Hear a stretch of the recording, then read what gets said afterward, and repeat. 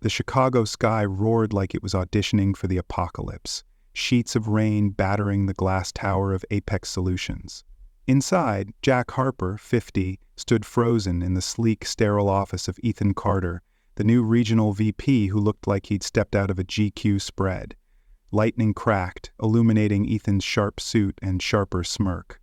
"Jack, your $200,000 zero-cent salary is a relic," Ethan said, his voice cutting through the storm's howl. "We're building a leaner future, you're out." 10 minutes. That's all it took to torch 15 years of Jack's blood, sweat, and handshakes that built Apex from a scrappy startup to a Chicago tech consultancy powerhouse. Jack's jaw tightened, but his eyes stayed steady. He'd seen this coming.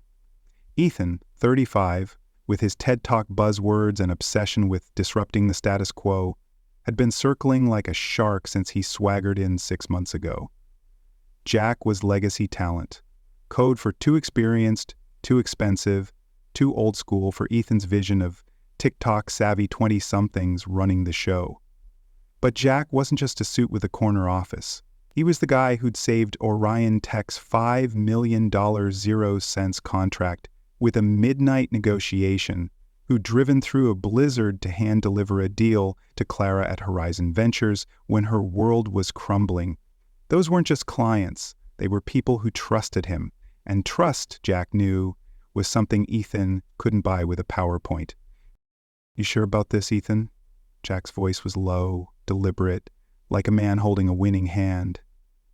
Ethan barely looked up from his tablet, swiping through Jack's personnel file like it was a dating app. "Market's changing, Jack. Digital natives, social media engagement. That's the future. You're analog." The word landed like a slap, but Jack didn't flinch. He shook Ethan's hand, his grip firm, and walked out, the storm outside mirroring the one brewing inside him.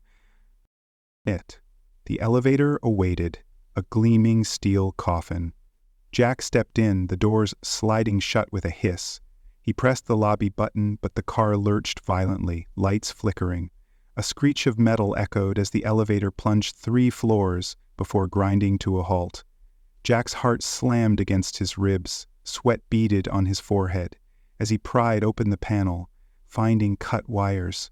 Sabotage. Someone wanted him out of Apex permanently. He forced the doors open, climbing onto the 17th floor, breath ragged, mind racing.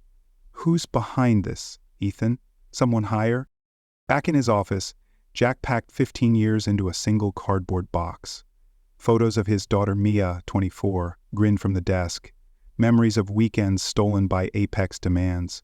His marriage to Ellen had collapsed a decade ago under the weight of late-night client calls and missed anniversaries. Mia's voice echoed from their call that morning. "They can't do this, Dad, it's wrong." Jack had shrugged it off. "Just business, kid." But it wasn't. It was personal. Ethan's disdain, his glances in meetings like Jack was a rotary phone in an iPhone world, had been a slow knife. And now, the elevator? That was no accident. Apex wasn't always this cold. Once Midwest Consulting, it was Frank Sullivan's baby, built on handshakes and loyalty. Frank, a grizzled ex-salesman, preached that people sign contracts with people, not logos. Jack lived that creed, turning strangers into allies with late-night problem-solving and remembering their kids' names. But Frank retired last year, selling to slick investors who swore to keep the soul of the place. Then Ethan arrived, all Ivy League swagger and KPI obsession, turning boardrooms into buzzword bingo, user acquisition cost, market penetration, words that buried relationships under spreadsheets. Jack had overheard Ethan weeks ago in a hushed HR meeting. Legacy talent's compensation is misaligned. We need fresh blood. Legacy. The word stung like a betrayal. Danger, too. As Jack packed, his phone buzzed. A cryptic email from an anonymous source. Check Apex's server logs. Your client notes were leaked. They're framing you. His stomach dropped. Those notes, years of personal details from Tom at Orion Tech's golf handicap to Clara's favorite Napa Valley wine, were his private playbook, never stored on Apex's CRM.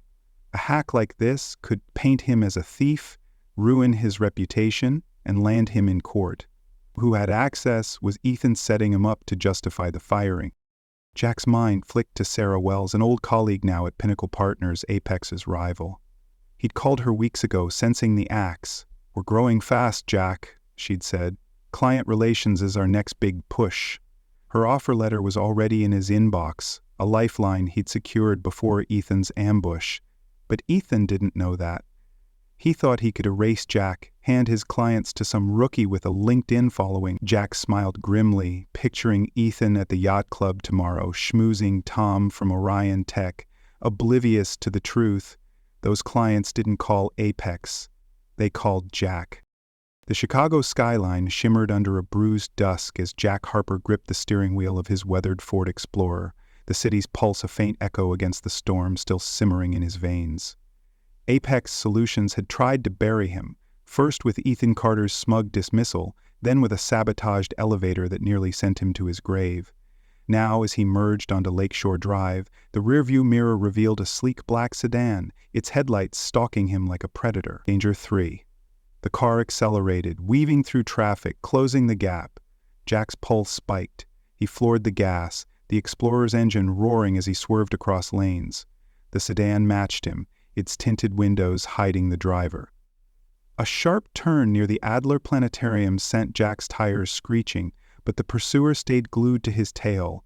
Then, with a sickening lurch, the sedan rammed his bumper, nudging him toward the guardrail. The Lake Michigan loomed dark and hungry below. Jack jerked the wheel, skidding onto the shoulder, heart hammering. The sedan slowed, then peeled off into the night, leaving Jack gasping, hands trembling. Who the hell was that? Ethan's hired muscle? A corporate enforcer? Jack pulled over, the city's neon glow casting long shadows across his face. He wasn't just fighting for his career anymore. This was war. Ethan thought relationships were data points, transferable like files on a cloud. Jack knew better. Trust was flesh and blood, built over 15 years of late-night calls, handshakes, and promises kept. Those clients, Tom from Orion Tech, Clara from Horizon Ventures, weren't Apex's. They were his. And Ethan's desperate moves, from the elevator to this chase, screamed one thing: fear. Curiosity, too. What was Ethan hiding about Apex financial health? Was the company teetering on a cliff and Jack's firing a smokescreen to cover it? Jack drove to his modest Lincoln Park apartment, the cardboard box from Apex rattling in the back seat. Inside, he poured a bourbon and opened his laptop. Time to move. He'd already secured an offer from Pinnacle Partners thanks to Sarah Wells, a sharp-witted colleague who'd jumped ship years ago. Jack drafted emails to the assistants of his top clients, gatekeepers he'd always treated with respect, remembering their birthdays, their coffee orders. "I've moved to Pinnacle Partners," he wrote, voice steady in his mind. "I'd appreciate a chance to update your team personally. No pressure." He hit send, the messages fanning out like chess moves in a game Ethan didn't even know he was playing. By morning, 8 responses pinged his inbox. Tom from Orion Tech, heard you left Apex, let's talk. Clara from Horizon Ventures, Jack, your family, where you go, we go. 6 others echoed the same. Jack leaned back, a grim smile tugging at his lips. Ethan was about to learn what 15 years of trust could do. At Pinnacle Partners' sleek downtown office, Jack met Sarah, her eyes glinting with the same fire he remembered from their Apex days. "You're stirring up a hornet's nest," she said, handing him a coffee. "Ethan's already losing it." Jack laid out his terms: full control over client onboarding, his own team structure, and no non-compete clause enforced against his former clients. "These relationships aren't Apex's," he said, voice like steel. "They're mine, built on 15 years of showing up when it mattered." Sarah nodded, leading him to Laura Bennett, Pinnacle's CEO. Laura, 55, had a reputation for cutting through corporate fluff like a blade. Her office overlooked the Chicago River, its waters glinting like the deals she closed. "You're asking to bring Apex's client base with you," Laura said, studying Jack. "That's bold." "It's not Apex's base," Jack countered. "I saved Orion Tech's $5 million 0 cents contract when their supply chain collapsed. I drove through a blizzard to deliver Clara at Horizon Ventures, a deal when her husband passed. Those aren't accounts. They're people who trust me. Laura's gaze held his, weighing his words. Make it happen, Jack. Your terms are approved. Danger 4. That night, Jack's phone buzzed with an anonymous email. Return the stolen client data, or we expose you. 48 hours. His blood ran cold. The leaked client notes from Apex's hacked server, his personal records of kids' names, favorite restaurants, were now a weapon. If pinned on him, it could destroy his reputation, land him in lawsuits, even jail. Was Ethan framing him to scare clients away? Or was someone else pulling strings?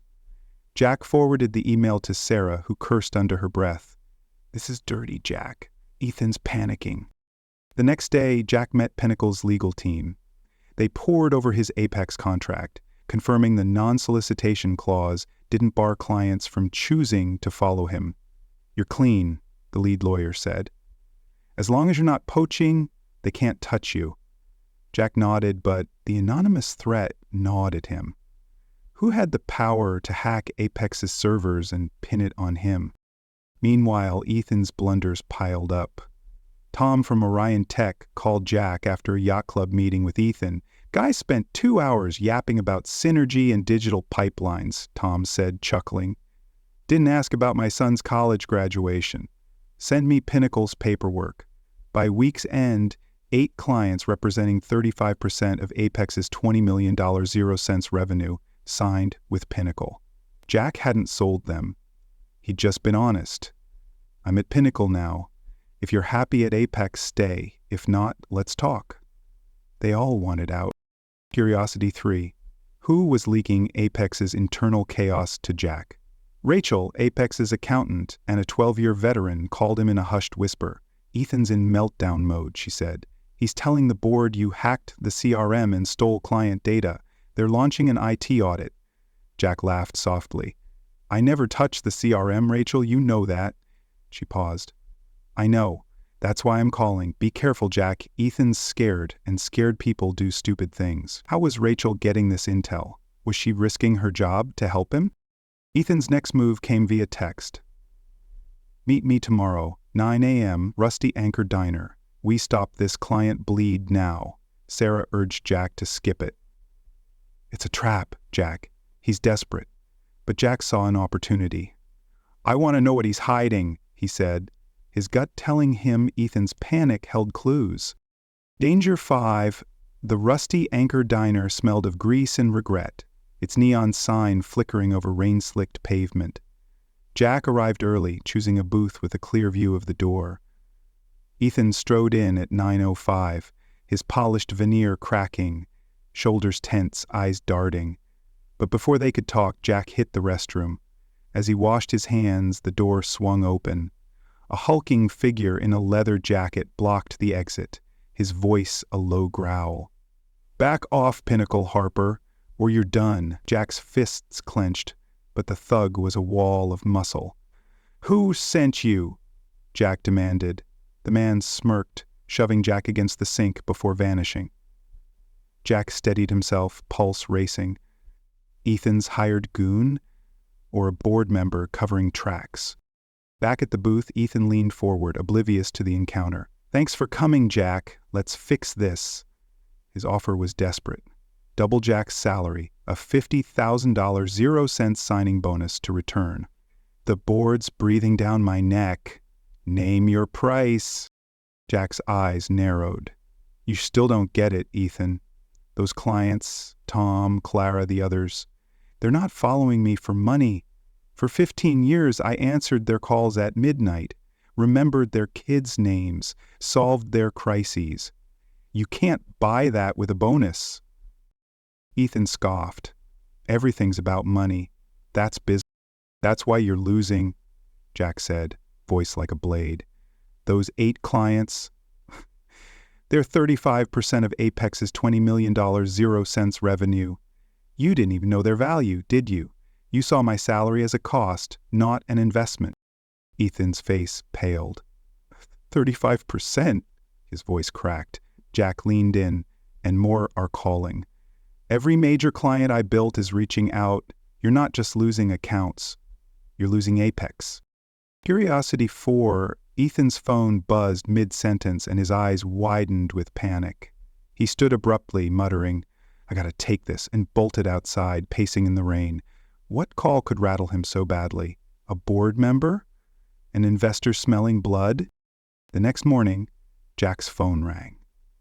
Frank Sullivan, Apex's retired founder, his voice gravelly with urgency. "Jack, the board's in a tailspin. They know you're the reason clients stayed loyal. They want you back. Ethan's job effective immediately." Jack leaned back in his chair, the Chicago skyline sprawling beyond his new Pinnacle office. Tempting, but no. Apex had betrayed him, and he wasn't crawling back. Instead, he pitched Frank a radical idea, a partnership between Apex and Pinnacle. Shared client services leveraging both firms' strengths. Apex would survive, Pinnacle would grow, and clients would get the best of both worlds. Most importantly, no more layoffs for the employees caught in Ethan's cost-cutting crusade. Frank whistled. "You're playing chess while Ethan's playing checkers. I'll take it to the board tomorrow, 9 a.m. Curiosity 5. What would Frank reveal about Ethan's downfall? Rumors swirled that Ethan had misrepresented Apex's financials to the board, painting a rosy picture while clients fled. Was he cooking the books to save his own skin? That afternoon, Clara from Horizon Ventures called. "Ethan's team reached out, claiming you're breaching contracts," she said, sounded desperate. Jack thanked her, then called Pinnacle's lawyers, who reiterated, as long as he wasn't soliciting, he was untouchable. But Ethan's cease and desist email arrived hours later, a litany of threats, litigation, demands for stolen data. Jack printed it, handing it to Sarah. "He's flailing," she said, a thin smile forming. "The board must be asking questions he can't answer." Rachel called again, voice barely a whisper. "Ethan's telling the board you hacked the CRM. The IT audit's underway, but it's chaos here. They're offering client retention bonuses, emergency outreach, none of it's working." Jack chuckled. "They'll find nothing. I never used the CRM."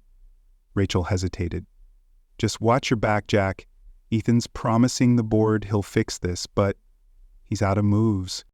The board meeting came and went. Frank called at 9:45. "I am. They're in, Jack. Full partnership pending legal review. Ethan's out, resigned effective immediately, and no more restructuring." The board admitted they got suckered by his disruption spiel. They forgot what makes Apex tick. Jack hung up. A weight lifting. It wasn't about revenge. It was about righting a wrong. He met Laura at Pinnacle, laying out the partnership's elegance.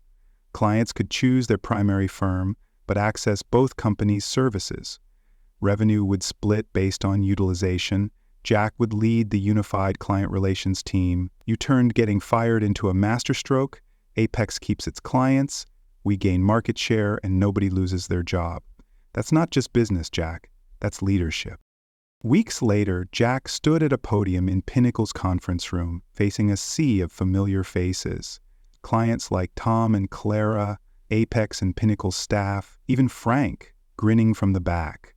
The partnership launch was official. "This isn't a merger or acquisition," Jack said, voice steady. "It's a partnership built on trust.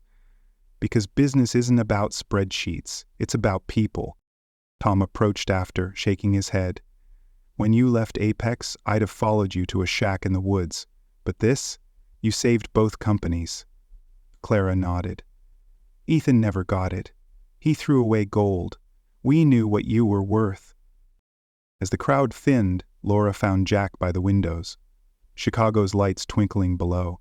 "The board's calling you a genius," she said. 8 clients, 35% of Apex's revenue, in a week, without a single pitch. That's trust." Jack shook his head. "I just reminded them what matters. Relationships aren't data, they're human." "And Ethan?" Laura asked, a sly smile forming. "The best revenge," Jack said, gazing at the city, "was showing him how to keep clients the right way." Jack left early to meet Mia for dinner at a cozy River North bistro. She slid into the booth, eyes sparkling. "So, Dad, You're basically running two companies now. Ethan's gone, and everyone thinks you're a legend." Jack laughed. "I'm just a guy who answers his phone on weekends." Mia leaned forward. "No, you're the guy who proved loyalty still matters. That's why they followed you." Back home, Jack found a package on his doorstep. Inside, a framed photo of Midwest Consulting's original team. Him, Frank, two others, standing outside their first cramped office. Frank's note read, "People sign with people. You never forgot." Jack set it on his desk, a quiet reminder of why he'd fought. The next day, client meetings filled his calendar. Not crises, just the steady work of building trust. As he dialed Tom's number, satisfaction settled in his bones. Ethan's firing had been a gift, exposing Apex's flaws and proving Jack's value. Trust wasn't just a buzzword, it was power, and Jack Harper wielded it like a master.